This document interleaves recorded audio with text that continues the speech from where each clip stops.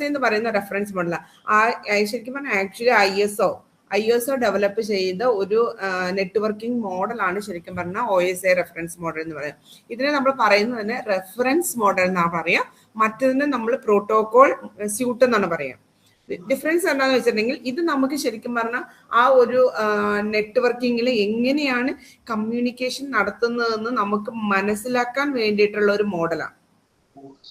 Practically നമുക്ക് implementation എന്ന് പറയുന്നത് ഇത് ഉപയോഗിച്ചിട്ട് ഇംപ്ലിമെന്റേഷൻ അത്ര പോസിബിൾ അല്ല. അതുകൊണ്ട് തന്നെ ഇതിൽ നിന്നാണ് TCP/IP എന്ന് പറയുന്ന മോഡൽ ഡെവലപ്പ് ചെയ്തെടുത്തത്. ഓക്കെ, ഈ OSA റെഫറൻസ് മോഡലിൽ നിന്നാണ് TCP മോഡൽ ഡെവലപ്പ് ചെയ്തത്. OSA എന്ന് പറയുന്ന ഒരു റെഫറൻസ് മോഡൽ മാത്രമാണ്.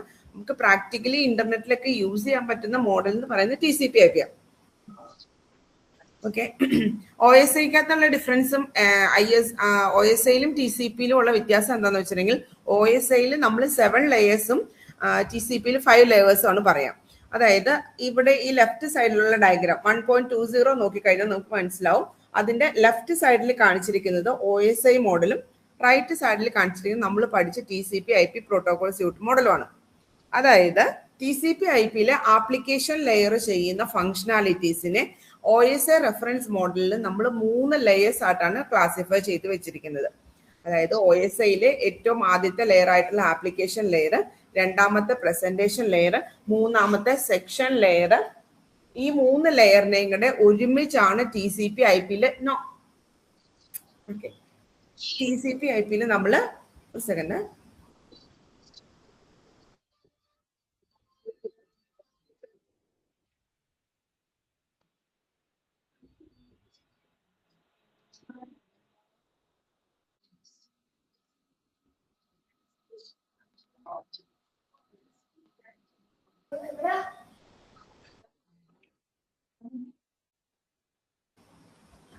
ഓക്കെ, TCP/IP പ്രോട്ടോകോൾ സ്യൂട്ടിലുള്ള ആപ്ലിക്കേഷൻ ലെയർ OSA ലെയറിലോട്ട് OSA റെഫറൻസ് മോഡലിലേക്ക് വരുമ്പോൾ 3 ലെയർ ആയിട്ടാണ് നമ്മൾ ക്ലാസിഫൈ ചെയ്ത് വെച്ചിരിക്കുന്നത്.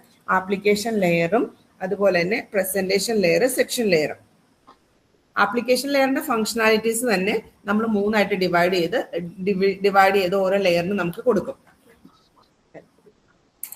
3 ലെയറിനെ ഡിവൈഡ് ചെയ്തു. പിന്നെ transport layer similar to transport layer in TCP/IP. Network layer ആണെങ്കിലും ബാക്കി 4 ലെയേഴ്സും TCP/IPയിലെ തന്നെ അതേ ഫോർമാറ്റിൽ തന്നെയാണ്. ഓൺലി ഡിഫറൻസ് എന്ന് പറയുന്ന ആപ്ലിക്കേഷൻ ലെയർ TCP/IPയിലെ ആപ്ലിക്കേഷൻ ലെയർ ഇവിടെ വരുമ്പോൾ 3 ലെയേഴ്സ് ആയിട്ടാണ് വരിക. ഇനി അതിന്റെ ഫങ്ഷനാലിറ്റിയിൽ ചെറിയ ഡിഫറൻസ് ഉണ്ട്. അതായത് ആപ്ലിക്കേഷൻ ലെയർ നമ്മൾ മറ്റിടത്ത് പറഞ്ഞ പോലെ തന്നെ എന്താണ്, യൂസറിന് ആവശ്യമായിട്ടുള്ള സർവീസസ് പ്രൊവൈഡ് ചെയ്യുന്ന ലെയർ ആണ് ആപ്ലിക്കേഷൻ ലെയർ. ഇനി പ്രസന്റേഷൻ ലെയറിലാണ് നമ്മുടെ എൻക്രിപ്ഷനും ഡീക്രിപ്ഷനും അതുപോലെ തന്നെ ഡേറ്റ ഫോർമാറ്റിങ്ങും കാര്യങ്ങളും നടക്കുന്നത് പ്രസന്റേഷൻ ലെയറിലാണ്. സെക്ഷൻ ലെയറിൽ ശരിക്കും പറഞ്ഞിട്ടുണ്ടെങ്കിൽ 2 സിസ്റ്റവും തമ്മിലുള്ള സെക്ഷൻസ് എസ്റ്റാബ്ലിഷ് ചെയ്യുന്നതും ഡേറ്റ കമ്മ്യൂണിക്കേഷനെ കൺട്രോൾ ചെയ്യുന്നതും എവിടെയാണ്, സെക്ഷൻ ലെയറിലാണ്. ഓക്കെ, ബാക്കിയെല്ലാം അതേപോലെ തന്നെയാണ്. ട്രാൻസ്പോർട്ട് ലെയറും നെറ്റ്വർക്ക് ലെയറും ഡേറ്റ ലിങ്ക് ലെയറും ഫിസിക്കൽ ലെയറും നമ്മൾ TCP/IPയിൽ പഠിച്ചതുപോലെ തന്നെയാണ്. വ്യത്യാസം ഇത് മാത്രമേ ഉള്ളൂ.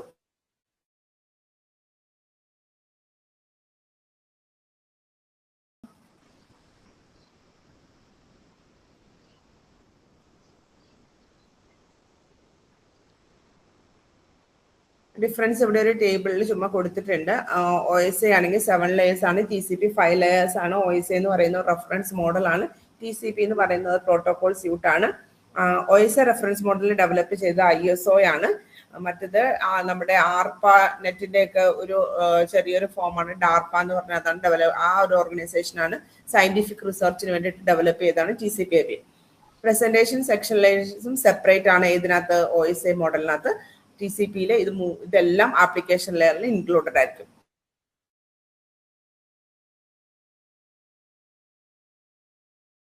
എന്ന് പറഞ്ഞ ഇന്റർനെറ്റിൽ വൈഡ്ലി നമ്മൾ യൂസ് ചെയ്യുന്ന ഒരു മോഡലാണ്.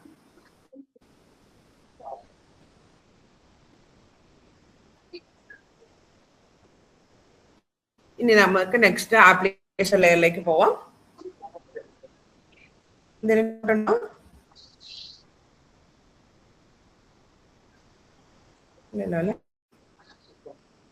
ഓക്കെ, ഇനി ആപ്ലിക്കേഷൻ ലെയർ നമ്മൾ ഡീറ്റെയിൽ ആയിട്ട് പഠിക്കാൻ വേണ്ടി പോകണം. ആപ്ലിക്കേഷൻ ലെയർ എങ്ങനെയാണ് ട്രാൻസ്പോർട്ട് ലെയറുമായിട്ട് കമ്മ്യൂണിക്കേഷൻ നടത്തുന്നത്, ആപ്ലിക്കേഷൻ ലെയറിൽ നമ്മൾ യൂസ് ചെയ്യുന്ന പ്രോട്ടോകോൾസും കാര്യങ്ങളും എന്തൊക്കെയാണെന്നാണ് നമ്മൾ പറയാം. ഓക്കെ, അപ്പൊ ഫസ്റ്റ് ആപ്ലിക്കേഷൻ ലെയർ ഡെഫിനിഷൻ ആയിട്ട് കൊടുത്തിരിക്കുന്നത് നമുക്കറിയാം. TCP/IP പ്രോട്ടോകോൾ സൂട്ടിൽ ഏറ്റവും ടോപ്പ് മോസ്റ്റ് ലെയർ ആണ് എന്തെന്ന് പറയുന്നത് ആപ്ലിക്കേഷൻ ലെയർ എന്ന് പറയുന്നത്. നമ്മുടെ യൂസറിന് ആവശ്യമായിട്ടുള്ള സർവീസസ് ഡയറക്ട്ലി പ്രൊവൈഡ് ചെയ്യുന്നത് ആരാണ്? ആപ്ലിക്കേഷൻ ലെയർ ആണ്. ഓക്കെ, അതാണ് ഇവിടെ പറഞ്ഞിരിക്കുന്നത്. ഇനി നമുക്ക് അറിയാവുന്ന പോയിന്റ്സുകളൊക്കെ തന്നെയാണ്, ഒന്ന് വായിച്ചു നോക്കിയാൽ. Application layer provide services to the user, യൂസറിന് സർവീസസ് പ്രൊവൈഡ് ചെയ്യും. Communication is achieved through a logical connection between layers on different host.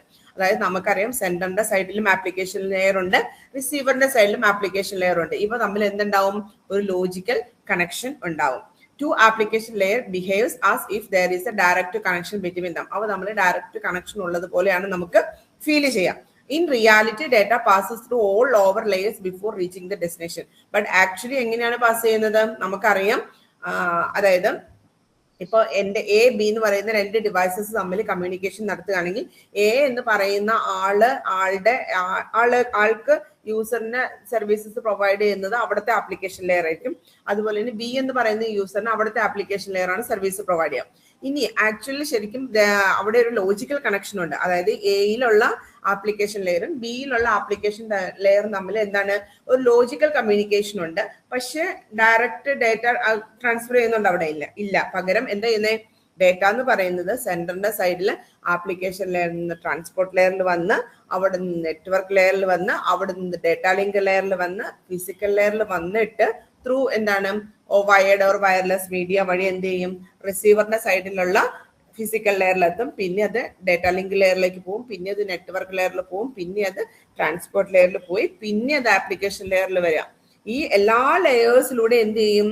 ഈ ഡേറ്റ എന്ന് പറയുന്നത് പാസ് ചെയ്താണ് എവിടെ എത്തിച്ചേരുന്നത്? നമ്മുടെ റിസീവറിൽ എത്തിച്ചേരുന്നത്. ഓക്കെ, കമ്മ്യൂണിക്കേഷൻ എന്ന് പറയുന്നത് എന്താണ്? Process to process communication. Application ലെയറിൽ നമ്മൾ മെസ്സേജ് എന്നാണ് പറയുക, എന്നാലും നമുക്ക് പറയാം പ്രോസസ് ടു പ്രോസസ് കമ്മ്യൂണിക്കേഷൻ ആണ് അവിടെ നടക്കുന്നത്. End to end process to process communication transport ലെയറിലും, പ്രോസസ് ടു പ്രോസസ് എന്ന് പറയുന്നത് എവിടെയുമായിരിക്കും? ആപ്ലിക്കേഷൻ ലെയറിലുമായിരിക്കും.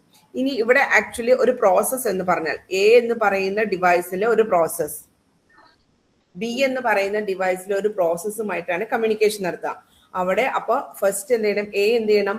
ഒരു റിക്വസ്റ്റ് കൊടുക്കണം. B അതിന് എന്ത് ചെയ്യണം? ഒരു റെസ്പോൺസ് കൊടുക്കണം. ഒരു റിക്വസ്റ്റ് റെസ്പോൺസ് പരാഡിഗമാണ് ശരിക്കും പറഞ്ഞിട്ടുണ്ടെങ്കിൽ ഇവിടെ നമ്മൾ യൂസ് ചെയ്യാം. ഇനി ആപ്ലിക്കേഷൻ ലെയറിൽ സംബന്ധിച്ചിടത്തോളം നമുക്ക് ലോജിക്കൽ കണക്ഷൻ, ഇപ്പോൾ ഇതൊരു എക്സാമ്പിൾ കൊടുത്തിട്ടുണ്ട്. നമുക്കിപ്പം ഇപ്പൊ ഇലാഹിയുടെ വെബ്സൈറ്റ് നമുക്ക് ആക്സസ് ചെയ്യണമെന്ന് പറയാം. അപ്പൊ ഞാൻ എന്ത് ചെയ്യും? ഞാനൊരു വെബ് ബ്രൗസർ ഓപ്പൺ ചെയ്യും. ഓക്കെ, ഏതെങ്കിലും ഒരു വെബ് ബ്രൗസർ ഞാൻ ഓപ്പൺ ചെയ്തിട്ട് എന്തെന്ന് കൊടുക്കും? ilahiya.com അല്ലെങ്കിൽ ഇലാഹിയ എന്ന് വല്ല ഞാൻ സെർച്ച് ചെയ്യാൻ വേണ്ടി കൊടുക്കും. അപ്പൊ ആക്ച്വലി എന്താണ് കൊടുക്കാം? ഒരു റിക്വസ്റ്റ് ആണ് ഞാൻ കൊടുക്കാം. ഈ ബ്രൗസർ എന്ത് ചെയ്യുന്നു വെച്ചിട്ടുണ്ടെങ്കിൽ ഈ റിക്വസ്റ്റിനെ ഇതിന്റെ സെർവറിന് പാസ് ചെയ്യും. ഓക്കെ, സെർവറിൽ അവിടെ എന്തുണ്ടാവും? ആക്ച്വലി സെർവർ നമ്മൾ ഇവിടുന്ന് കൊടുക്കുന്ന എന്താണ്? ഡൊമൈൻ നെയിം ആണ് കൊടുക്കുക അല്ലെ? ഒരു ഡൊമൈൻ നെയിം ആണ് നമ്മൾ കൊടുക്കുക. ഇത് ഇതിന്റെ സെർവറിൽ, അതായത് HTTP റിക്വസ്റ്റ് ആയിട്ട് എന്ത് ചെയ്യും? സെൻഡ് ചെയ്യും. അത് സെർവറിൽ ചെന്ന് കഴിയുമ്പോൾ സെർവർ എന്ത് ചെയ്യും? സെർവറിൽ എന്തുണ്ട്? DNS ഉണ്ട്. DNS എന്ത് ചെയ്യും? ആ ഡൊമൈൻ നെയിമിനെ കൺവേർട്ട് ചെയ്ത് എന്താക്കി മാറ്റും? ഒരു IP അഡ്രസ് ആക്കി മാറ്റിയിട്ട് അതിന് കറസ്പോണ്ടിങ് ആയിട്ടുള്ള വെബ് പേജ് ഏതാണെന്ന് ഐഡന്റിഫൈ ചെയ്ത് തിരിച്ച് എന്താണ്? ഒരു റെസ്പോൺസ് ആയിട്ട് ആർക്ക് കൊടുക്കും? വെബ് ബ്രൗസറിന് കൊടുക്കും. അപ്പം വെബ് ബ്രൗസറിൽ എന്ത് ചെയ്യും? ആ ഡേറ്റ എന്ത് ചെയ്യും? ഡിസ്പ്ലേ ചെയ്ത് കാണും. ഓക്കെ, അപ്പൊ ഇവിടെ ഈ കമ്മ്യൂണിക്കേഷൻ എന്ന് പറയുന്നത് നോക്കിക്കേ, 5 സ്റ്റെപ്പ് ആയിട്ടാണ് ഇവിടെ കാണിച്ചിരിക്കുന്നത്. Web browser sends an HTTP request. Web browser എന്ത് ചെയ്യും? ഒരു HTTP റിക്വസ്റ്റ് എന്ത് ചെയ്യും? സെൻഡ് ചെയ്യും. ഈ റിക്വസ്റ്റ് എന്ന് പറയുന്നത് നമ്മൾ പറഞ്ഞ എല്ലാ TCP/IP ലെയേഴ്സിലൂടെയും പാസ് ചെയ്ത് എന്ത് ചെയ്യും? ഡെസ്റ്റിനേഷനിൽ എത്തിച്ചേരും.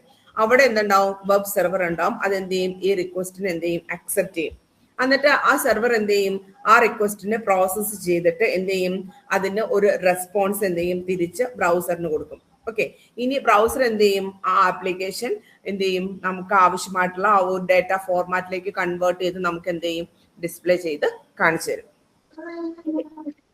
അപ്പൊ ഇത്രയും കാര്യങ്ങളാണ് ശരിക്കും പറഞ്ഞിട്ടുണ്ടെങ്കിൽ നമ്മൾ ഒരു എന്താ പറയാ ആപ്ലിക്കേഷൻ ലെയറിൽ നടക്കുന്ന പ്രോസസ് എന്ന് പറയുന്നത്. അതായത് വെബ് ബ്രൗസറും വെബ് സെർവറും തമ്മിൽ എന്താണ് അവിടെ ഒരു കമ്മ്യൂണിക്കേഷൻ. അവിടെയാണ് നമ്മൾ പറയുന്ന ക്ലയന്റ് സെർവർ കമ്മ്യൂണിക്കേഷൻ യൂസ് ചെയ്യുന്നത്.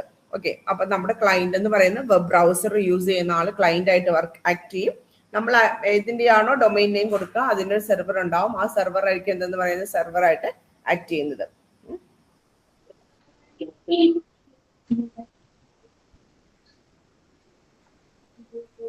ഓക്കെ, ഇപ്പൊ ഇത് പറഞ്ഞാൽ എന്തെങ്കിലും ഡൗട്ട് ഉണ്ടോ?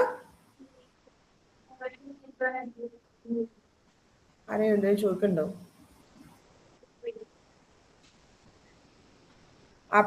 ആപ്ലിക്കേഷൻ ലെയറിന്റെ റെസ്പോൺസിബിലിറ്റീസ് എന്ന് പറയുന്ന യൂസറിന് നെറ്റ്വർക്ക് സർവീസസ് പ്രൊവൈഡ് ചെയ്യുക, process to process communication provide ചെയ്യുക, റിക്വസ്റ്റ് ആൻഡ് റെസ്പോൺസിന് എന്ത് ചെയ്യുക, ഹാൻഡിൽ ചെയ്യുക. ദെൻ എന്താണ് ഡേറ്റ ഫോർമാറ്റിങ്ങും റെപ്രസെന്റേഷനും റിസോഴ്സ് ഷെയറിംഗ്, ഇതെല്ലാം ആപ്ലിക്കേഷൻ ലെയർ ചെയ്യുന്ന ഫംഗ്ഷനാലിറ്റീസ് ആണ്. ഇനി നമുക്ക് ഇപ്പോഴത്തെ സൈഡിൽ കൊടുത്തിരിക്കുന്ന പ്രോട്ടോകോൾസ് ഒക്കെ നമുക്ക് പഠിക്കാനുള്ളതാണ്.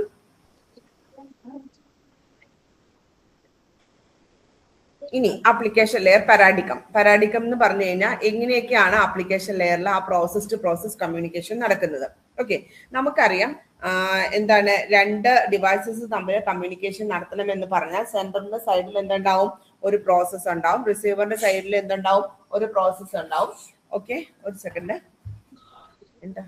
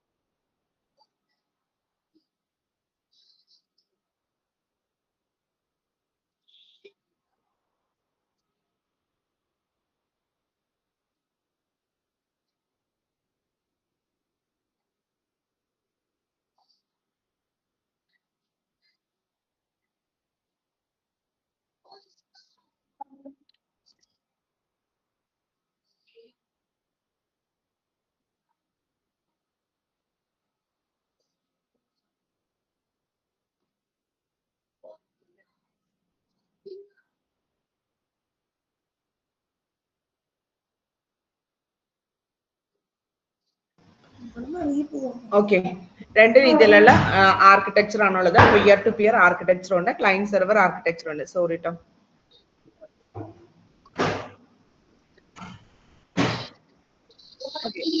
ഫസ്റ്റ് നമുക്ക് പേര് കേൾക്കുമ്പോൾ തന്നെ അറിയില്ലേ, ക്ലയന്റ് സെർവർ ആർക്കിടെക്ചർ എന്ന് പറഞ്ഞാൽ അവിടെ എന്തായിരിക്കും, ഒരു സെർവർ ഉണ്ടാവും. അതായത് നമ്മൾക്ക് ഒരു രണ്ട് ടൈപ്പുള്ള നെറ്റ്വർക്കിംഗ് ആർക്കിടെക്ചർ ആണ് ക്ലയന്റ് സെർവറും പിയർ ടു പിയർ എന്ന് പറയുന്നത്. ഒരു ക്ലയന്റ് സെർവർ ആർക്കിടെക്ചർ എന്ന് പറഞ്ഞു കഴിഞ്ഞാൽ അവിടെ എന്തുണ്ടാവും, ഏതെങ്കിലും ഒരു സിസ്റ്റം എന്ന് പറയുന്ന സെർവർ ആയിട്ട് ആക്ട് ചെയ്യും, ബാക്കി എല്ലാ ഡിവൈസസും എന്തായിരിക്കും, ക്ലയന്റ് ആയിട്ടായിരിക്കും ആക്ട് ചെയ്യാം. ഓക്കെ, ഇനി പിയർ ടു പിയർ കമ്മ്യൂണിക്കേഷൻ അല്ലെങ്കിൽ പിയർ ടു പിയർ ആർക്കിടെക്ചർ എന്ന് പറഞ്ഞാൽ ഓരോ ഡിവൈസസും തമ്മിൽ എന്തുണ്ടാവും, അങ്ങോട്ടും ഇങ്ങോട്ടും ഡയറക്റ്റ് ഡെഡിക്കേറ്റഡ് കമ്മ്യൂണിക്കേഷൻ ലിങ്ക് ഉണ്ടാവും. ഓക്കെ, ഇവിടെ എന്ന് പറയുന്നത് ത്രൂ സെർവർ വഴിയായിരിക്കും എല്ലാ ഡിവൈസസും എന്ത് ചെയ്യുന്നത്, മെസ്സേജസ് ട്രാൻസ്ഫർ ചെയ്യാം. അതായത് എ ബിക്ക് മെസ്സേജ് അയക്കണമെങ്കിൽ എക്ക് ഒരിക്കലും ഡയറക്റ്റ് ബിക്ക് മെസ്സേജ് അയക്കാൻ പറ്റത്തില്ല. ത്രൂ ഏത് വഴിയേ പറ്റുള്ളൂ, സെർവർ വഴി എന്ത് ചെയ്യുള്ളൂ, മെസ്സേജ് അയക്കാൻ വേണ്ടി പറ്റുള്ളൂ. അതേസമയം പിയർ ടു പിയറിലാണെങ്കിൽ എ ബിക്ക് മെസ്സേജ് അയക്കണമെങ്കിൽ ഡയറക്റ്റ് അവർ തമ്മിൽ എന്തുണ്ടാവും, ഒരു ലിങ്ക് ഉണ്ടാവും. അതിലൂടെ ആയിരിക്കും മെസ്സേജസ് അയക്കാം. ഇങ്ങനെയുള്ള 2 ടൈപ്പ് ഓഫ് ആർക്കിടെക്ചർ ആണ് ക്ലയന്റ് സെർവറും പിയർ ടു പിയറും. ഓക്കെ, ഇനി അതൊന്ന് വായിച്ചു നോക്കാം. Client server paradigm is a communication model. ഇതൊരു കമ്മ്യൂണിക്കേഷൻ മോഡലാണ് in which server process provides services and client process request those services through the internet. അവിടെ എന്തുണ്ടാവും? 2 ടൈപ്പ് ഓഫ് പ്രോസസ് ഉണ്ടാവും. ഒന്ന് സെർവർ പ്രോസസ്സും ഒന്നെന്താണ് ഒരു ക്ലയന്റ് പ്രോസസ്സും. സെർവർ പ്രോസസ് എന്ന് പറയുന്നത് ക്ലയന്റിന് സർവീസസ് പ്രൊവൈഡ് ചെയ്യുന്നതുമായിരിക്കും. ക്ലയന്റ് എന്ന് പറയുന്നത് സെർവറിന് റിക്വസ്റ്റ് കൊടുക്കുന്ന പ്രോസസ്സും ആയിരിക്കും. സെർവർ എന്ന് പറയുന്നത് സർവീസ് പ്രൊവൈഡർ ആവാം, അല്ലെങ്കിൽ ഏതെങ്കിലും ഒരു സെർവർ, അതായത് നമ്മളെ ഡൊമൈനിന്റെ ഏതെങ്കിലും ഒരു സെർവർ ആവാം. Okay, client request services from the server. Client എന്ത് ചെയ്യും? Services provide server runs continuously and weights four client request. Server എന്ത് ചെയ്യും? കണ്ടിന്യൂസ് ആയിട്ട് എന്ത് ചെയ്യും? ക്ലയന്റിൽ നിന്ന് റിക്വസ്റ്റ് വരുന്നുണ്ടോ എന്ന് നോക്കും. ഇഫ് ഏതെങ്കിലും ഒരു റിക്വസ്റ്റ് വന്നു കഴിഞ്ഞാൽ ക്ലയന്റ് എന്ത് ചെയ്യും? ക്ലയന്റിന്റെ റിക്വസ്റ്റ് എന്ത് ചെയ്യും? പ്രോസസ് ചെയ്യും. എന്നിട്ട് എന്ത് ചെയ്യും? അത് സെർവർ തിരിച്ച് ക്ലയന്റിന് എന്ത് ചെയ്യും? അതിന്റെ റെസ്പോൺസ് തിരിച്ചു കൊടുക്കും. ഇതാണ് ക്ലയന്റ് സെർവർ കമ്മ്യൂണിക്കേഷൻ എന്ന് പറയുന്നത്. ഇതിന്റെ ഒരു അഡ്വാൻറ്റേജും ഡിസഡ്വാൻറ്റേജും ഒന്ന് നോട്ട് ചെയ്ത് വെക്കാം. അഡ്വാൻറ്റേജ് എന്ന് പറഞ്ഞാൽ സെൻട്രലൈസ്ഡ് കൺട്രോൾ മാനേജ്മെന്റ് ആയിരിക്കും. അതായത് ആ സെർവർ ആയിരിക്കും ഹോൾ കമ്മ്യൂണിക്കേഷനെ കൺട്രോൾ ചെയ്യാം. ഓക്കെ, ഇനി മെയിൻ്റനൻസും അപ്ഡേറ്റും എന്ന് പറയുന്നത് എന്തായിരിക്കും? എളുപ്പമായിരിക്കും. അതായത് സെർവറിന് അറിയാൻ വേണ്ടി പറ്റും ഏത് ഡിവൈസിലാണ് ഇപ്പം എന്തെങ്കിലും ഒരു ഫോൾട്ട് സംഭവിച്ചതെന്ന് സെർവറിന് ഈസിലി എന്ത് ചെയ്യാൻ പറ്റും? ഐഡന്റിഫൈ ചെയ്യാൻ പറ്റും. അങ്ങനെ നമുക്ക് മെയിൻ്റനൻസ് എന്ന് പറയുന്നത് വളരെ പെട്ടെന്ന് പറ്റും. ഇനി റിസോഴ്സസ് ഷെയറിങ്, അതായത് നമുക്ക് ഏതെങ്കിലും ഒരു കോമൺ റിസോഴ്സ് യൂസ് ചെയ്തിട്ട് നമുക്ക് എന്ത് ചെയ്യാൻ പറ്റും? നമുക്ക് എല്ലാത്തിനും എഫിഷ്യന്റ് ആയിട്ട് ഷെയർ ചെയ്യാൻ വേണ്ടി പറ്റും. സെക്യൂരിറ്റി എന്ന് പറയുന്നത് എന്തായിരിക്കും? നല്ല ബെറ്റർ സെക്യൂരിറ്റി ആയിരിക്കും കമ്പയർഡ് ടു പിയർ. കാരണം സെർവർ ത്രൂ ആണ് എന്ത് ചെയ്യുന്നത്? മെസ്സേജസ് ട്രാൻസ്ഫർ ചെയ്യുന്നത്. അപ്പൊ കറക്റ്റ് ഏത് ഡിവൈസിനാണോ അയക്കേണ്ടത് അവർക്ക് മാത്രമേ എന്ത് ചെയ്യുള്ളൂ? ഏത് റിസീവർ ആണോ ഉദ്ദേശിക്കുന്നത് കറക്റ്റ് ഡെസ്റ്റിനേഷനിലോട്ട് മാത്രമേ എന്ത് ചെയ്യുള്ളൂ? മെസ്സേജസിന് സെർവർ ഫോർവേഡ് ചെയ്യത്തുള്ളൂ. ഓക്കെ, അതുകൊണ്ട് തന്നെ സെക്യൂരിറ്റി ഉണ്ടാവും. ഇനി അതിന്റെ ഡിസഡ്വാൻറ്റേജ് എന്താണെന്ന് വെച്ചാൽ, സപ്പോസ് ആ സെർവറിന് എന്തെങ്കിലും സംഭവിച്ചു കഴിഞ്ഞാൽ ആ എൻറ്റയർ നെറ്റ്വർക്ക് എന്താവും? ബ്ലോക്ക് ആവും. ഓക്കെ, അതുകൊണ്ട് തന്നെ പോയോ സെർവറിന് എന്തായിരിക്കും? കൂടുതൽ പവർഫുൾ ആയിട്ടുള്ള മെഷീൻ നമുക്ക് വേണ്ടി വരും. അതുകൊണ്ട് തന്നെ ഹാർഡ്വെയർ എന്ന് പറയുന്നത് കോസ്റ്റ് കൂടുതലായിരിക്കും. ഓക്കെ, ദെൻ പിന്നെ എന്താണ് പെർഫോമൻസ് എന്ന് പറയുന്നത്? കൂടുതൽ സിസ്റ്റത്തിനെ ആ സെർവറിലേക്ക് കണക്ട് ചെയ്ത് കഴിഞ്ഞാൽ എന്തായിരിക്കും? അതിന്റെ പെർഫോമൻസ് എന്ന് പറയുന്നത് കുറയും. അച്ചു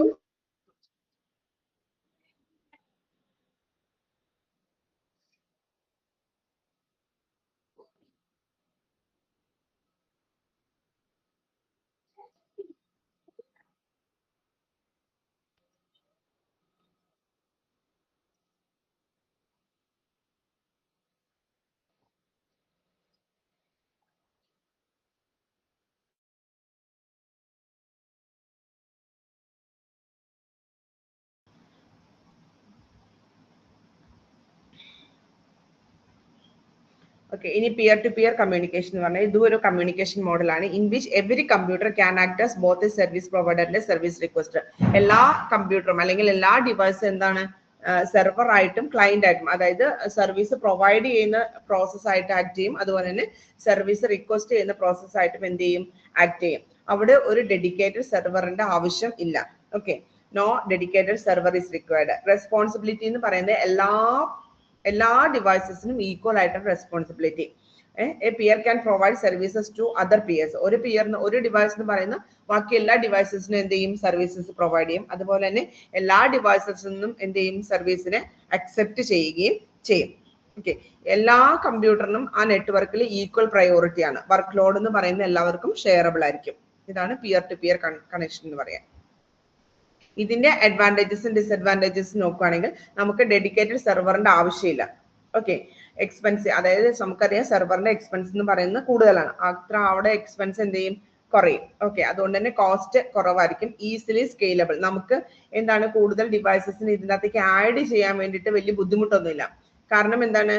ഇപ്പൊ നമുക്ക് ക്ലയന്റ് സെർവർ ആണെന്നുണ്ടെങ്കിൽ നമുക്ക് കൂടുതൽ ഡിവൈസസിനെ ആഡ് ചെയ്യുമ്പോൾ സെർവറിന് കുറച്ച് എന്താ പറയുക, കൂടുതൽ ട്രാഫിക് കൺജസ്റ്റഡ് ആയി പോകും അല്ലെ?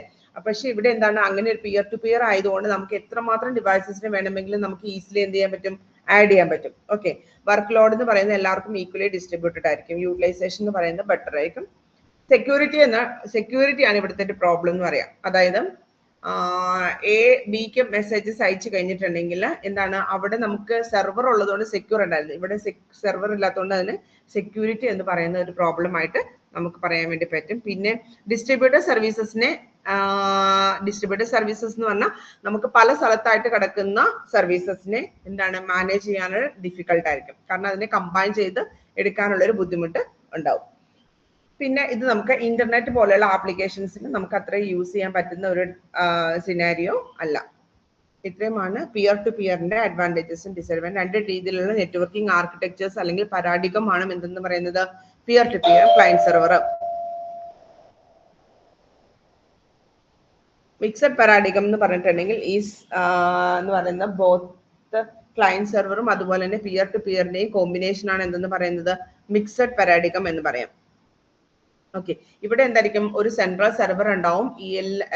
ഈ സെൻട്രൽ സെർവർ ഉണ്ടാവും. അതുപോലെ തന്നെ എല്ലാ പിയേഴ്സിനും ഈക്വൽ ആയിട്ടുള്ള ടാസ്ക്, സ്പെസിഫിക് ആയിട്ടുള്ള ടാസ്ക് നമ്മൾ എന്ത് ചെയ്യും അസൈൻ ചെയ്ത് കൊടുക്കും. അതായത് രണ്ടും കോമ്പിനേഷൻ, പിയർ ടു പിയറിന്റെയും ക്ലയന്റ് സെർവറിന്റെയും കോമ്പിനേഷൻ ആണ് എന്തെന്ന് പറയുന്നത് മിക്സഡ് പാരാഡിഗം എന്ന് പറയാം.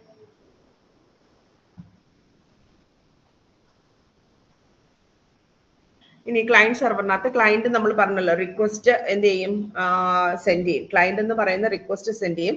അപ്പൊ അവിടെ ക്ലയന്റ് എന്തൊക്കെ കാര്യങ്ങൾ ചെയ്യണം? ആദ്യം ഒരു കമ്മ്യൂണിക്കേഷൻ ഇനീഷ്യേറ്റ് ചെയ്യണം, എന്നിട്ട് സെർവറിന് റിക്വസ്റ്റ് കൊടുക്കണം. എന്നിട്ട് എന്താണ് അത് എപ്പോഴാണോ ആവശ്യമുള്ള അപ്പം മാത്രമേ എന്ത് ചെയ്യുന്നുള്ളൂ ക്ലയന്റ് റൺ ചെയ്യുള്ളൂ.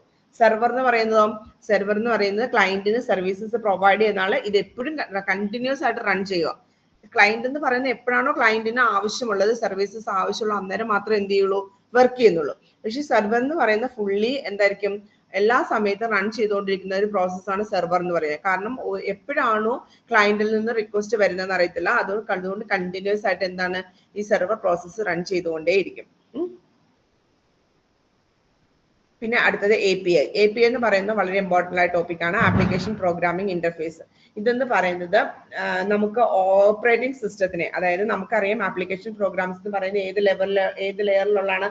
ആപ്ലിക്കേഷൻ ലെയറിലുള്ള ആപ്ലിക്കേഷൻ പ്രോഗ്രാംസിന് നമുക്ക് എന്താണ് എന്തൊക്കെ ഇൻസ്ട്രക്ഷൻസ് കൊടുത്ത് റൺ ചെയ്യാൻ പറ്റും. അതായത് ഫോർ എക്സാമ്പിൾ നമുക്ക് ഏതെങ്കിലും OS എന്ന് പറയുന്നത് ശരിക്കും പറഞ്ഞ ഒരു ഇന്റർഫേസ് ആണല്ലോ. യൂസർ ഹാർഡ്വെയർ നമ്മൾ ഇന്റർഫേസ് പ്രൊവൈഡ് ചെയ്യുന്ന ഒരു സോഫ്റ്റ്വെയർ ആണ് എന്തെന്ന് പറയുന്നത് ഓപ്പറേറ്റിംഗ് സിസ്റ്റം. അതുപോലെ തന്നെയാണ് APIs എന്ന് പറയുന്നത്. API എന്ന് പറഞ്ഞാൽ നമുക്ക് ആപ്ലിക്കേഷൻ പ്രോഗ്രാംസുമായിട്ട് ഇന്റർഫേസ് ചെയ്ത്, അതായത് OS-ന് ആപ്ലിക്കേഷൻ പ്രോഗ്രാമുമായിട്ട് ഇന്റർഫേസ് ചെയ്യാനുള്ള എന്താ പറയാ മെത്തേഡ്സും അതിന്റെ എന്താ പറയാ ഫങ്ഷണാലിറ്റിയും ഒക്കെ ഉള്ളത് എവിടെയായിരിക്കും? API-യിലായിരിക്കും ഉണ്ടാവുക.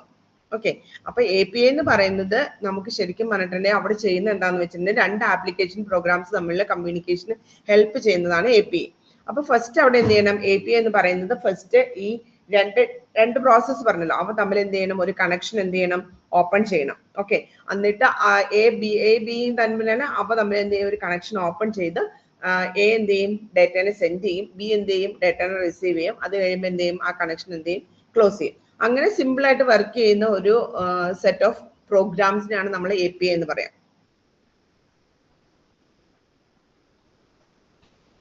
ഇനി നമുക്ക് പറയാം, അതായത് നമുക്കറിയാം ഇത് ആപ്ലിക്കേഷൻ ലെയർ എന്ന് പറയുന്നത് തൊട്ട് താഴെയുള്ള ലെയർ ഏതാണ്? ട്രാൻസ്പോർട്ട് ലെയർ ആണ് അല്ലെ. അപ്പൊ ആപ്ലിക്കേഷൻ ലെയർ ആർക്കായിരിക്കും സർവീസസ് പ്രൊവൈഡ് ചെയ്യുന്നത്? ആപ്ലിക്കേഷൻ ലെയർ ആർക്കായിരിക്കും സർവീസസ് പ്രൊവൈഡ് ചെയ്യുക? തൊട്ട് താഴെയുള്ള ട്രാൻസ്പോർട്ട് ലെയറിനാണ് സർവീസസ് പ്രൊവൈഡ് ചെയ്യുക. അപ്പൊ ആപ്ലിക്കേഷൻ ലെയറിലെ ഈ പ്രോസസ് ടു പ്രോസസ് കമ്മ്യൂണിക്കേഷൻ നടക്കണമെങ്കിൽ ആരുടെ ഹെൽപ്പ് വേണം? ട്രാൻസ്പോർട്ട് ലെയറിന്റെ ഹെൽപ്പ് വേണം. ഓക്കെ, അപ്പൊ ഈ പ്രോസസ് ടു പ്രോസസ് കമ്മ്യൂണിക്കേഷൻ എന്ന് പറഞ്ഞു കഴിഞ്ഞാൽ രണ്ട് ഡിവൈസിന്റെയും IP അഡ്രസ്സും വേണം. അതുപോലെ തന്നെ എന്തും വേണം? ആ പോർട്ട് നമ്പറും വേണം. അതായത് ആദ്യത്തെ ഡിവൈസിലെ പ്രോസസ്സിന്റെ പോർട്ട് നമ്പറും വേണം, രണ്ടാമത്തെ ഡിവൈസസിന്റെ പോർട്ട് നമ്പറും വേണം, പ്രോസസ്സിന്റെ പോർട്ട് നമ്പർ വേണം. അപ്പൊ ഈ IP അഡ്രസ്സിന്റെയും പോർട്ട് നമ്പറിന്റെയും കോമ്പിനേഷനെയാണ് നമ്മൾ സോക്കറ്റ് അഡ്രസ് എന്ന് പറയുന്ന വാക്കുകൊണ്ട് ഉദ്ദേശിക്കുന്നത്. ഓക്കെ, സോക്കറ്റ് എന്ന് പറഞ്ഞാൽ ഇത് ശരിക്കും പറഞ്ഞാൽ API ആണ്. സോക്കറ്റ് എന്ന് പറഞ്ഞാൽ ആക്ച്വലി ഒരു API ആണ്. API എന്ന് പറഞ്ഞാൽ നമ്മൾ ഓൾറെഡി പറഞ്ഞ എന്താണ്? രണ്ട് ആപ്ലിക്കേഷൻ പ്രോഗ്രാംസിന് ഇന്റർഫേസ് പ്രൊവൈഡ് ചെയ്യുന്നതാണ് ആരെ? API എന്ന് പറയുന്നത്. ഓക്കെ, അപ്പൊ ഈ ട്രാൻസ്പോർട്ട് ലെയറിലുള്ള പ്രോസസ് ടു പ്രോസസ് കമ്മ്യൂണിക്കേഷൻ നടക്കണമെങ്കിൽ നമുക്ക് സോക്കറ്റ് ആദ്യമേ എന്ത് ചെയ്യണം? ക്രിയേറ്റ് ചെയ്യണം. ഓക്കെ, അപ്പൊ ഈ സോക്കറ്റ് ക്രിയേറ്റ് ചെയ്യണമെങ്കിൽ വി നീഡ് സോക്കറ്റ് അഡ്രസ്. നമുക്ക് എന്ത് വേണം? സോക്കറ്റ് അഡ്രസ് വേണം.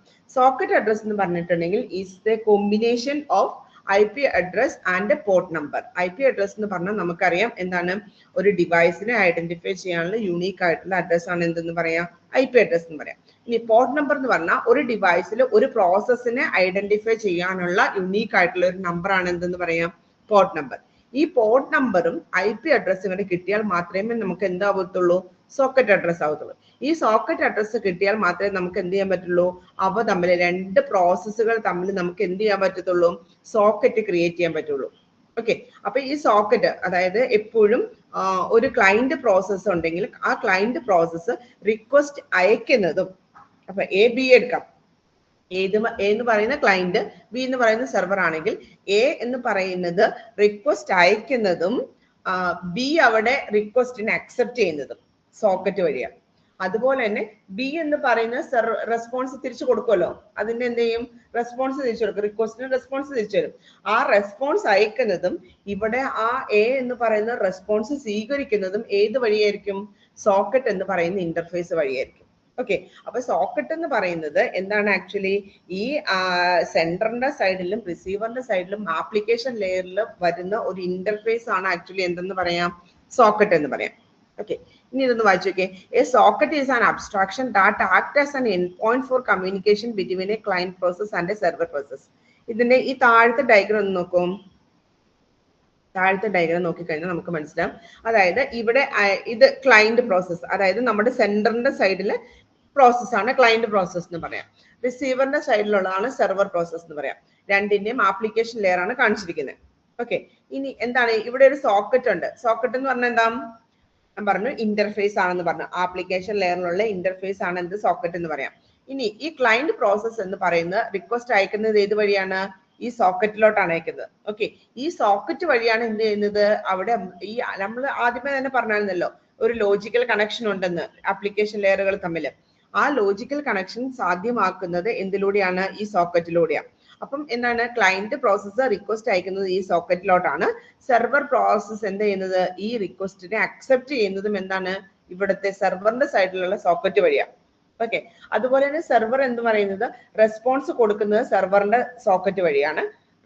ക്ലയന്റിന്റെ സൈഡിൽ എന്ത് ചെയ്യും, ആ റെസ്പോൺസ് അക്സെപ്റ്റ് ചെയ്യുന്നത് ക്ലയന്റിലുള്ള സോക്കറ്റ് വഴിയാണ്. അപ്പൊ ആക്ച്വലി ലോജിക്കൽ കമ്മ്യൂണിക്കേഷൻ പോസിബിൾ ആക്കുന്നത് with the help of socket ആണ്. Okay, a socket is created by an application program. ഒരു ആപ്ലിക്കേഷൻ പ്രോഗ്രാം ആണ് സോക്കറ്റ് ക്രിയേറ്റ് ചെയ്യുന്നത്.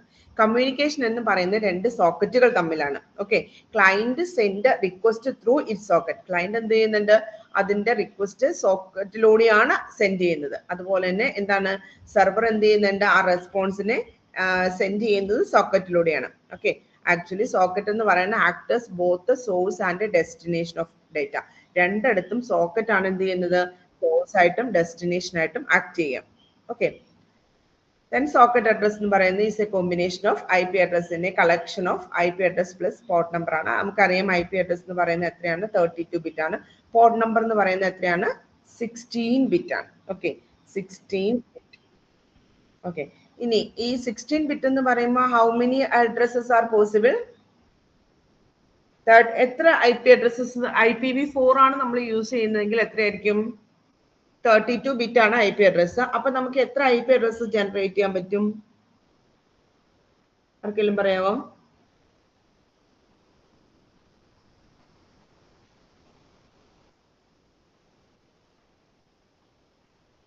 ഹലോ, 2^32. എന്താ കേട്ടില്ല? 2^32 അല്ലേ? yes, 2^32 അഡ്രസ്സസ് നമുക്ക് കിട്ടും. അതുപോലെ തന്നെ പോർട്ട്, എത്ര പോർട്ട് നമ്പേഴ്സ് ഉണ്ടാവും,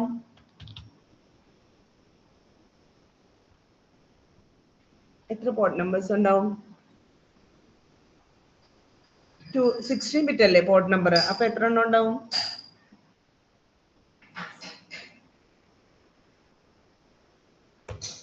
2^16 ഉണ്ടാവില്ലേ? IP അഡ്രസ് 32 ബിറ്റ് ആണ്, അതുകൊണ്ട് നമുക്ക് 2^32 അഡ്രസ്സസ് ഉണ്ടാവും. അപ്പൊ പോർട്ട് നമ്പർ എന്ന് പറയുന്നത് 16 ബിറ്റ് ആണെങ്കിൽ 2^16 പോർട്ട് നമ്പേഴ്സ് ഉണ്ടാവില്ലേ? ഉണ്ടാവും. ഓക്കെ, 2^16 പോർട്ട് നമ്പേഴ്സ് ഉണ്ടാവും. അതില് 0 മുതൽ 1023 വരെ, അതായത് 1024 ഇല്ല, സീറോയിലാണ് സ്റ്റാർട്ട് ചെയ്യുന്നത്. നമുക്കറിയാലോ 0 മുതൽ 1023 വരെയുള്ള അഡ്രസ്സസിനെയാണ് നമ്മൾ നോർമലി എന്താ പറയാ ആപ്ലിക്കേഷൻ ലെയറിൽ യൂസ് ചെയ്യുന്ന പോർട്ട് നമ്പേഴ്സ് എന്ന് പറയുന്നത്. അതിനെ നമ്മൾ എഫീമറൽ പോർട്ട് നമ്പേഴ്സ് എന്ന് പറയും. Ephemeral port numbers.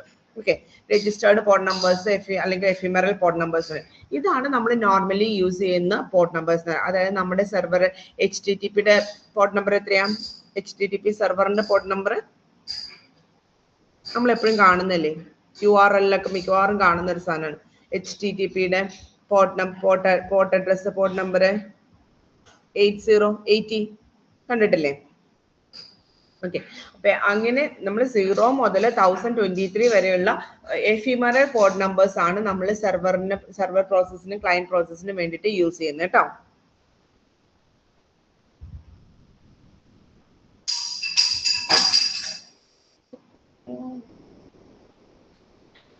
സെർവർ സൈഡില് ഇത് പറയുന്നത് നമ്മുടെ സെൻഡറിന്റെ സൈഡിലും റിസീവറിന്റെ സൈഡിലും എന്താവും?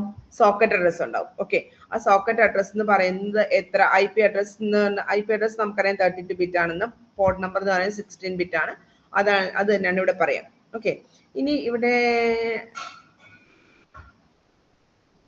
എഫിമറൽ പോർട്ട് നമ്പർ, അതാണ് നമ്മൾ ക്ലയന്റിന്റെ സൈഡിൽ യൂസ് ചെയ്യുന്ന പോർട്ട് നമ്പർ. അത്രയുള്ളൂ അവിടെ. ഓക്കെ, ഇനി നെക്സ്റ്റ് നമ്മൾ പറഞ്ഞല്ലോ ഇതിന്റെ ആപ്ലിക്കേഷൻ ലെയർ തൊട്ട് താഴെയുള്ളത് ട്രാൻസ്പോർട്ട് ലെയർ ആണ് അല്ലെ. അപ്പൊ ആപ്ലിക്കേഷൻ ലെയർ കണക്ഷൻ വരുന്ന ട്രാൻസ്പോർട്ട് ലെയർ നമ്മൾ ഏതൊക്കെ പ്രോട്ടോകോൾസ് ആണ് യൂസ് ചെയ്യുന്നത്? 3 പ്രോട്ടോകോൾസ് ആണ് അവിടെ വരുന്നത്.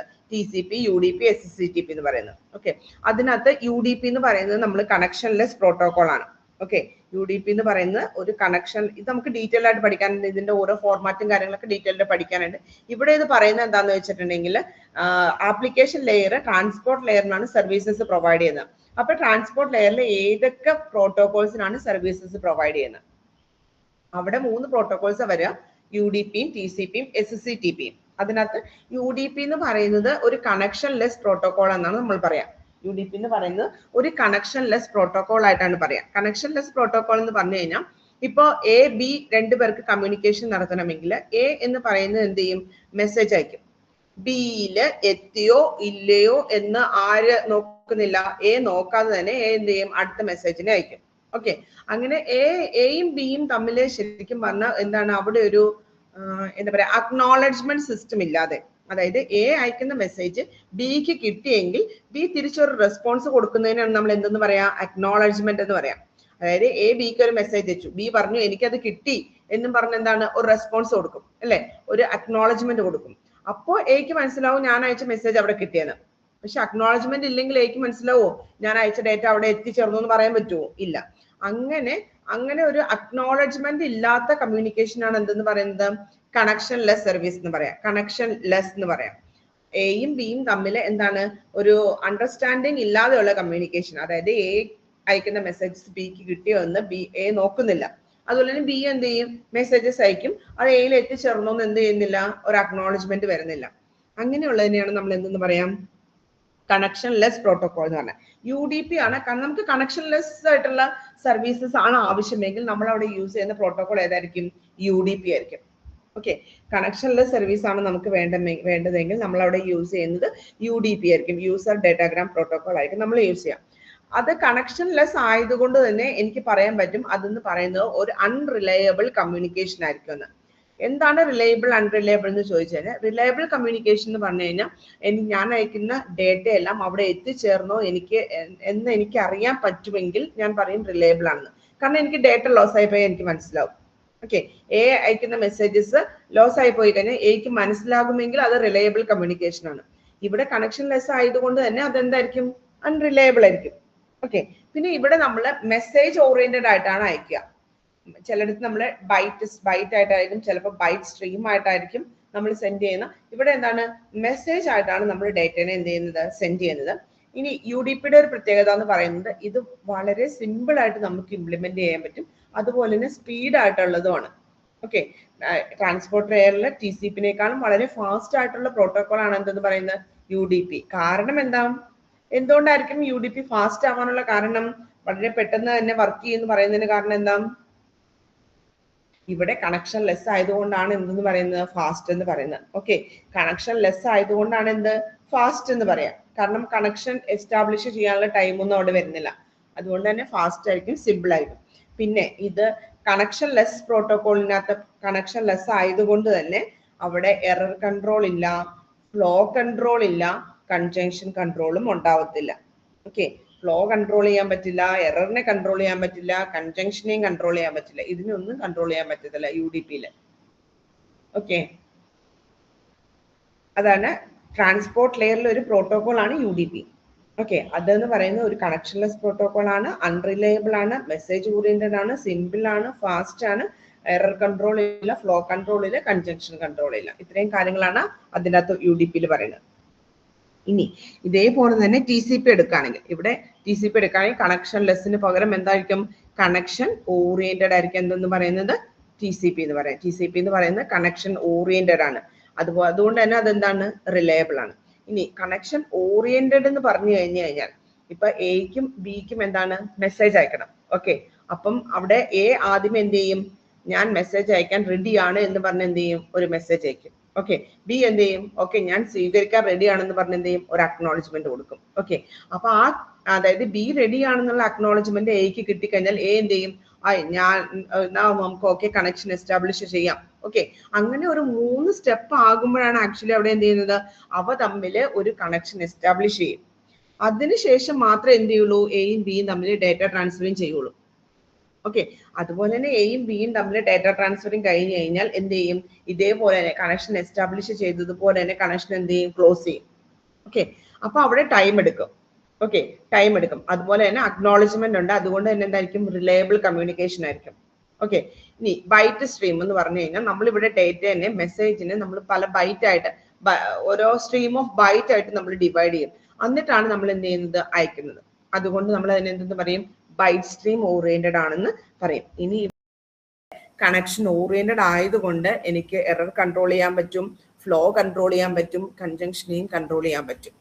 ഓക്കെ, പിന്നെ അത് ഫാസ്റ്റ് ആയിരിക്കോ സ്ലോ ആയിരിക്കോ, സ്ലോ ആയിരിക്കും. ഓക്കെ, കമ്പയർഡ് ടു UDP ഇത് വളരെ സ്ലോ ആയിരിക്കും, കാരണം ടൈം എടുക്കും. കണക്ഷൻ എസ്റ്റാബ്ലിഷ് ചെയ്യാനും കണക്ഷൻ ക്ലോസ് ചെയ്യാനും ഒക്കെ എന്തെടുക്കും, ടൈം എടുക്കും. അതുകൊണ്ട് എന്തായിരിക്കും, ഇത് സ്ലോ ആയിരിക്കും.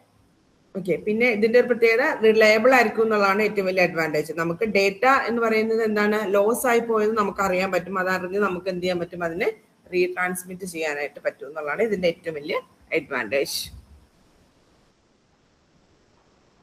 TCP UDP കിട്ടിയോ?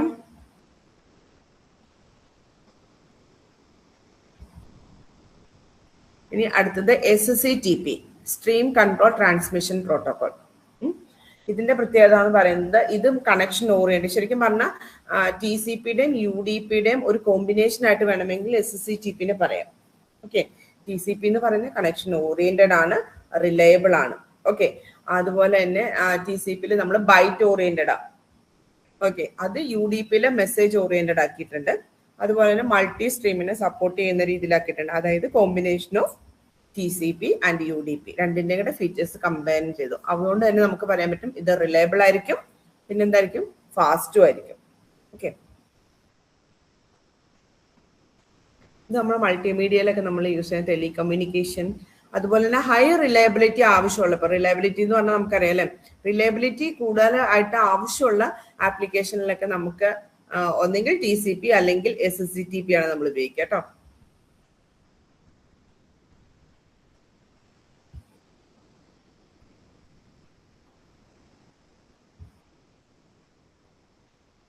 അത് കിട്ടിയോ?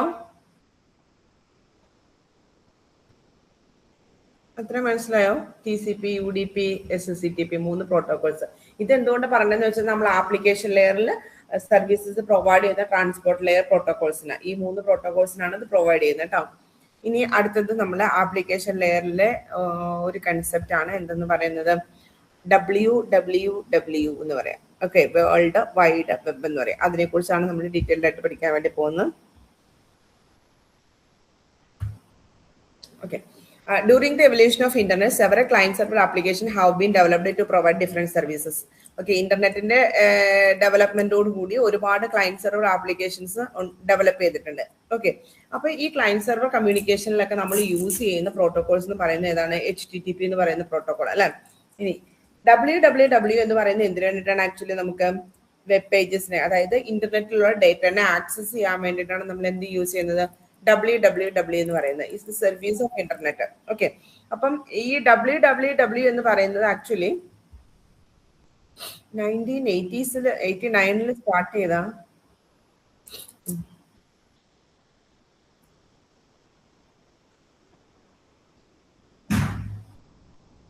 കുഞ്ഞു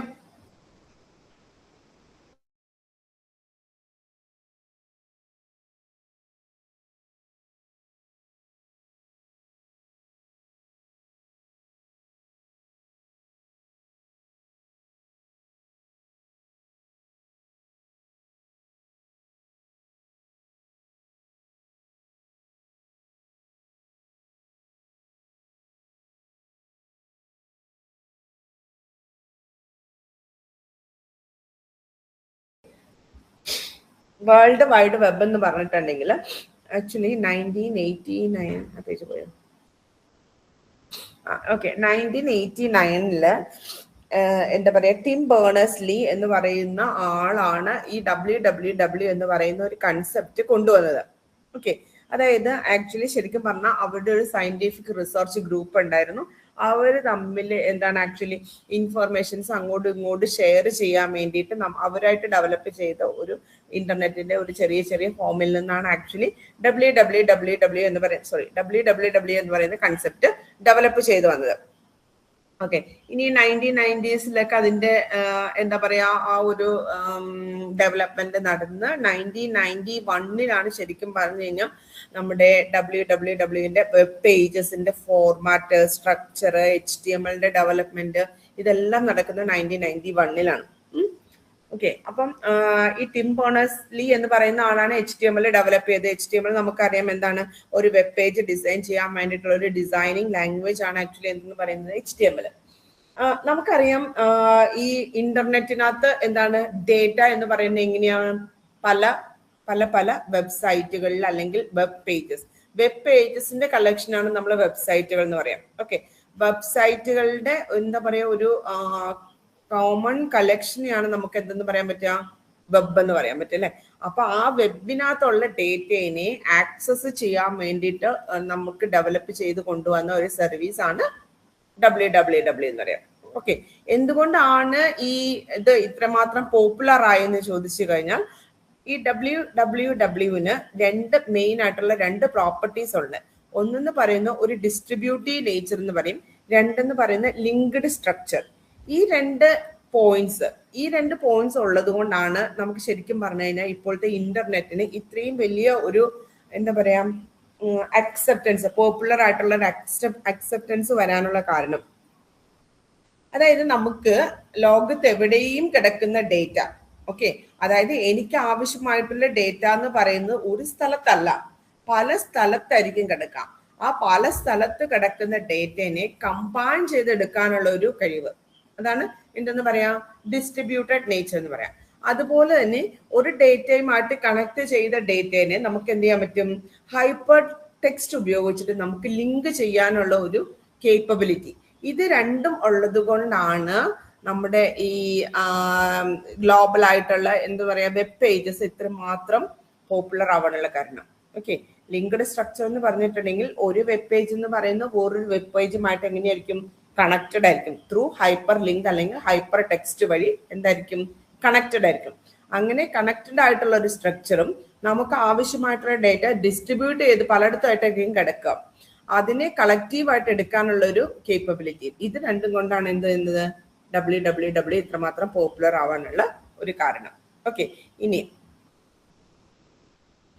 ഹൈപ്പർ ടെക്സ്റ്റ് എന്ന് പറയുന്ന വാക്ക് എന്താണ്? ആക്ച്വലി ഹൈപ്പർ ടെക്സ്റ്റ് എന്ന് പറഞ്ഞു കഴിഞ്ഞാൽ നമ്മൾ മിക്കവാറും എല്ലാ വെബ് പേജസിലും നമ്മൾ കാണാറുണ്ടല്ലേ, പ്രീവിയസ് അല്ലെങ്കിൽ നെക്സ്റ്റ് അല്ലെങ്കിൽ ലിങ്ക് അല്ലെങ്കിൽ എന്താ പറയാ ഫോർവേഡ് അല്ലെങ്കിൽ ബാക്ക്വേഡ് എന്നൊക്കെ പറയുന്ന കുറെ ടെക്സ്റ്റുകൾ കാണും. ആ ടെക്സ്റ്റിൽ ക്ലിക്ക് ചെയ്യുമ്പോൾ എന്തായിരിക്കും?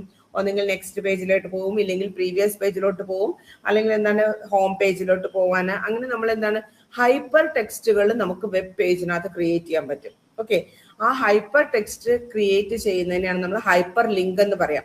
ആ ഒരു പെർട്ടിക്കുലർ ടെക്സ്റ്റിനെ നമ്മൾ ഹൈപ്പർ ടെക്സ്റ്റ് എന്ന് പറയും. അതിനെ കോമൺ ആയിട്ട് നമ്മൾ ഹൈപ്പർ ലിങ്ക് എന്ന് പറയും. ഓക്കെ, അങ്ങനെ ഹൈപ്പർ ലിങ്ക് ഉപയോഗിച്ചിട്ടാണ് നമ്മൾ വെബ് പേജസിനെ ലിങ്ക് ചെയ്ത് വെച്ചിട്ടുണ്ടാവുക. ഓക്കെ, ഇനി ഒരു HTML അല്ലെങ്കിൽ ഒരു വെബ് പേജ് എടുത്തു കഴിഞ്ഞാൽ അതിൻ്റെ അകത്ത് ടെക്സ്റ്റ് ഡേറ്റ കാണും, ഇമേജസ് കാണും, ഓഡിയോ ഡേറ്റ കാണും, വീഡിയോ ഡേറ്റ കാണും, ആനിമേഷൻസ് കാണും. ഇതെല്ലാം എന്തിനകത്ത് ഇൻക്ലൂഡഡ് ആയിരിക്കും? നമ്മുടെ വെബ് പേജസിനകത്ത് ഇൻക്ലൂഡഡ് ആയിരിക്കും. അപ്പൊ ഇതിനെല്ലാം നമുക്ക് എന്ത് ചെയ്യാൻ പറ്റും? ലിങ്ക് വെച്ചിട്ട് നമുക്ക് എന്ത് ചെയ്യാൻ പറ്റും? കൊടുക്കാൻ വേണ്ടി പറ്റും. ഇനി WWന്റെ ആർക്കിടെക്ചർ എല്ലാ, അതായത് പഴയ സിലബസിനകത്ത് ആക്ച്വലി ഈ മൊഡ്യൂളിലെ ഒരു കമ്പൽസറി ക്വസ്റ്റ്യൻ ആയിരുന്നു ശരിക്കും പറഞ്ഞാൽ ആർക്കിടെക്ചർ ഓഫ് WWW. ഈ സിലബസിൽ എങ്ങനെയാണെന്ന് എനിക്കറിയില്ല, എന്നാൽ പ്രതീക്ഷിക്കാം നമുക്ക് ഇമ്പോർട്ടൻ്റ് ആയിട്ട്. ഓക്കെ, അപ്പൊ WW എന്ന് പറയുന്നത് നമ്മൾ പറഞ്ഞു ഒരു എന്താ പറയുക ക്ലയന്റ് സെർവർ സിസ്റ്റം ആണ്. ഓക്കെ, ക്ലയന്റ് സെർവർ സിസ്റ്റം ആണ്. അതിൻ്റെ അകത്തുള്ള മെയിൻ ആയിട്ടും 5 കമ്പോണൻസ് ആണല്ലോ. ഒന്ന് ക്ലയന്റ്, ഓക്കെ, രണ്ടാമത്തേന്ന് പറയുന്നത് സെർവർ, മൂന്നാമത്തേന്ന് പറയുന്നത് website, 4 web page, hyper link. നമുക്കറിയാം ക്ലയന്റ് എന്ന് പറയുന്നത് ഞാനാണ് ഇപ്പൊ ബ്രൗസ് ചെയ്യുന്ന ആളെങ്കിൽ എൻ്റെ സിസ്റ്റത്തിലെ ബ്രൗസർ ആയിരിക്കും എന്തെന്ന് പറയാം? ക്ലയന്റ് എന്ന് പറയാം.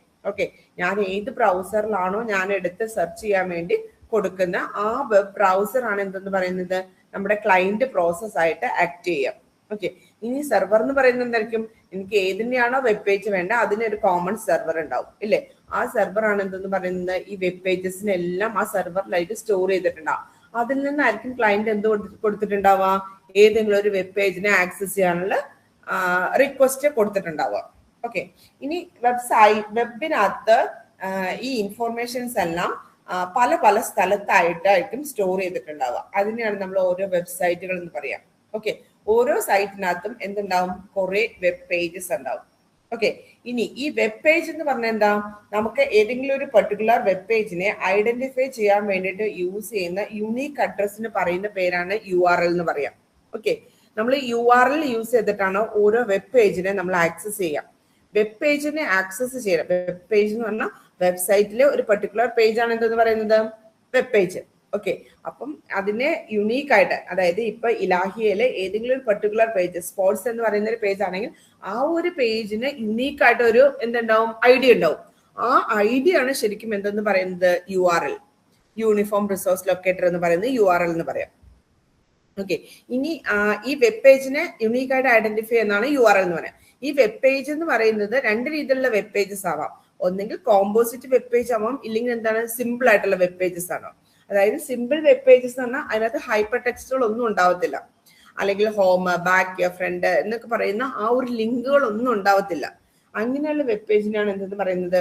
സിമ്പിൾ വെബ് പേജ് എന്ന് പറയാം. ഇനി കോമ്പോസിറ്റ് വെബ് പേജ് എന്ന് പറഞ്ഞാൽ കുറേ ലിങ്കുകൾ ഉണ്ടാവും. ഓക്കെ, ഹോം ഉണ്ടാവും, ബാക്ക് ഉണ്ടാവും, പ്രീവിയസ് ഉണ്ടാവും, നെക്സ്റ്റ് ഉണ്ടാവും, അങ്ങനെ കുറേ ലിങ്കുകളുള്ള ഒരു വെബ് പേജ് ആണെങ്കിൽ അതിന് എന്തെന്ന് പറയും? കോമ്പോസിറ്റ് വെബ് പേജ് എന്ന് പറയും. ഓക്കെ, ഇനി നമുക്കറിയാം ഹൈപ്പർ ലിങ്ക് എന്ന് പറഞ്ഞാൽ ഒരു വെബ് പേജിന് വേറൊരു വെബ് പേജിലോട്ട് കണക്ട് ചെയ്യാൻ വേണ്ടിയിട്ട് യൂസ് ചെയ്യുന്ന എന്ത്? ഹൈപ്പർ ലിങ്കുകൾ. ഈ 5 കൂടെ കൂടി ചേരുന്നതാണ് ശരിക്കും എന്തെന്ന് പറയുന്നത്? WWW എന്ന് പറയാം.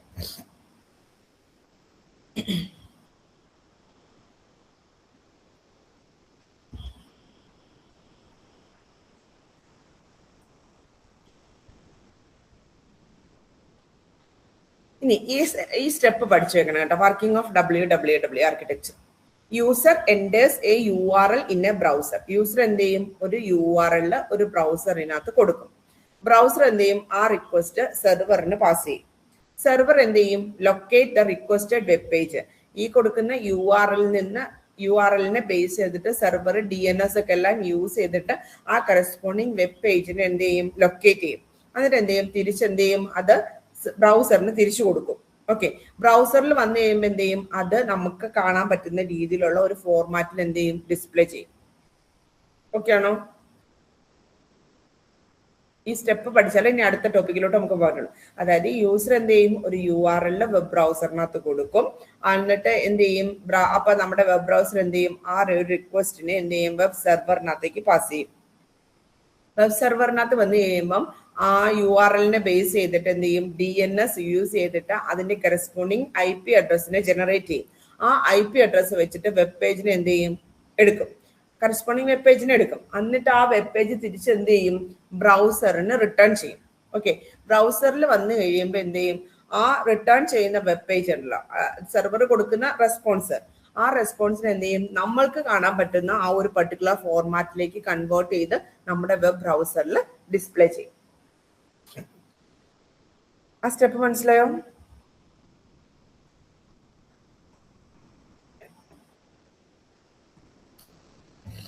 ഇനി അതിനകത്ത് ഒരു കാര്യം കൂടെ പറയാൻ നിർത്താവേ. ഇപ്പൊ ഞാൻ പറഞ്ഞല്ലോ നമ്മുടെ വെബ് ബ്രൗസർ എന്ന് പറയുന്നത്, ഓക്കെ, അതാണ് നമ്മുടെ ക്ലയന്റ് പ്രോസസ് എന്ന് പറയാം.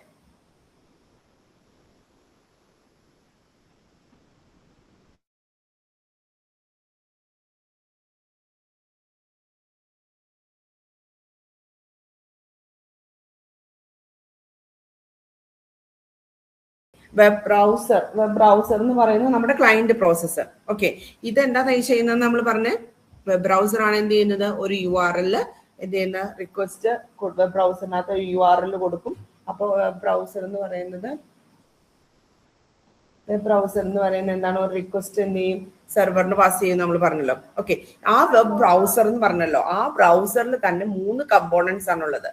ഒന്നെന്ന് പറയുന്നത് കൺട്രോളർ, രണ്ടെന്ന് പറയുന്നത് പ്രോട്ടോകോൾസ്, മൂന്നെന്ന് പറയുന്നത് ഇന്റർപ്രറ്റർ. ഓക്കെ, അവിടെ കൺട്രോളർ എന്താന്ന് വെച്ചിട്ടുണ്ടെങ്കിൽ നമ്മൾ കൊടുക്കുന്ന യൂസർ ഇൻഫോർമേഷൻസിനെ എല്ലാം റിസീവ് ചെയ്യുന്ന ആളാണെന്ന് പറയുന്നത് കൺട്രോൾ എന്ന് പറയും. കൺട്രോളർ എന്ന് പറഞ്ഞു കഴിഞ്ഞാൽ നമ്മൾ കൊടുക്കുന്ന യൂസർ ഇൻപുട്ടുകളെ എല്ലാം അക്സെപ്റ്റ് ചെയ്യുന്ന പ്രോസസ്സാണ് എന്ത്, കൺട്രോളർ എന്ന് പറയുന്നത്. അവിടെ യൂസ് ചെയ്യുന്ന പ്രോട്ടോകോൾസ്, അതായത് നമ്മൾ പറഞ്ഞ റിക്വസ്റ്റ് അയക്കാൻ വേണ്ടിയിട്ട് നമ്മൾ റിക്വസ്റ്റ് കൊടുക്കുമല്ലോ, വെബ് ബ്രൗസറിൽ റിക്വസ്റ്റ് കൊടുക്കുന്നത്. ആ റിക്വസ്റ്റ് കൊടുക്കാൻ വേണ്ടിയിട്ട് യൂസ് ചെയ്യുന്ന 2 പ്രോട്ടോകോളാണ് നമ്മുടെ HTTPയും FTP എന്ന് പറയുന്നത്. ഓക്കെ, അതായത് ക്ലയന്റ് മെഷീനിൽ നിന്നും അല്ലെങ്കിൽ നമ്മുടെ വെബ് ബ്രൗസറിൽ നിന്നും റിക്വസ്റ്റ് അയക്കാൻ വേണ്ടിയിട്ട് അല്ലെങ്കിൽ റെസ്പോൺസ് കിട്ടാൻ വേണ്ടിയിട്ട് നമ്മൾ കൊടുക്കുന്ന 2 പ്രോട്ടോകോൾസ് ആണ് HTTPയും FTPയും. ഇനി മൂന്നാമത്തെ ടേം എന്ന് പറയുന്നത് ഇന്റർപ്രറ്റർ ആണ്. ഇന്റർപ്രറ്റർ എന്ന് പറഞ്ഞാൽ ഞാൻ പറഞ്ഞല്ലോ, നമുക്ക് തിരിച്ച് എന്താണ്, നമ്മുടെ സെർവർ എന്താണ് ഒരു റെസ്പോൺസ് കൊടുക്കുമെന്ന് പറഞ്ഞു അല്ലെ. റെസ്പോൺസ് ആർക്കാ കൊടുക്കുന്നത്, വെബ് ബ്രൗസറിനെ കൊടുക്കുന്നത്. ഓക്കെ, അപ്പൊ ഈ വെബ് ബ്രൗസറിന് തിരിച്ചു കിട്ടുന്ന ആ ഒരു ഡേറ്റയെ നമുക്ക് കാണാൻ പറ്റുന്ന ആ ഒരു ഫോർമാറ്റിലോട്ട് ഡിസ്പ്ലേ ചെയ്യുന്ന കമ്പോണന്റ് ആണ് എന്തെന്ന് പറയുന്നത്, ഇന്റർപ്രറ്റർ എന്ന് പറയാം. ഓക്കെ, ഞാൻ പറഞ്ഞല്ലോ ഇതിന് മുന്നേ വർക്കിംഗ് പറഞ്ഞപ്പോ നമ്മൾ 5 സ്റ്റെപ്പ് പറഞ്ഞില്ലേ, അതിനകത്ത് ലാസ്റ്റ് സ്റ്റെപ്പ് എന്തായിരുന്നു, സെർവർ കൊടുക്കുന്ന റെസ്പോൺസ് വെബ് ബ്രൗസറിന് കിട്ടുമെന്നല്ലേ നമ്മൾ പറഞ്ഞേ. വെബ് ബ്രൗസറിന് കിട്ടിക്കഴിഞ്ഞാൽ വെബ് ബ്രൗസർ എന്ത് ചെയ്യും, യൂസറിന് മനസ്സിലാകുന്ന ഒരു ഡേറ്റ ഫോർമാറ്റിലേക്ക് കൺവേർട്ട് ചെയ്യും. ആ കൺവേർട്ട്